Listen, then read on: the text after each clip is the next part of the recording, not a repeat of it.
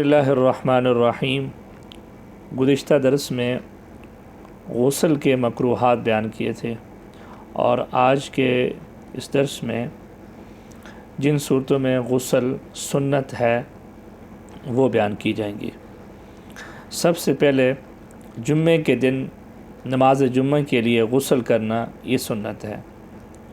یہ ان لوگوں پر سنت ہے جن پر جمعہ واجب ہے، یعنی بالغ، عاقل اور مسلمان۔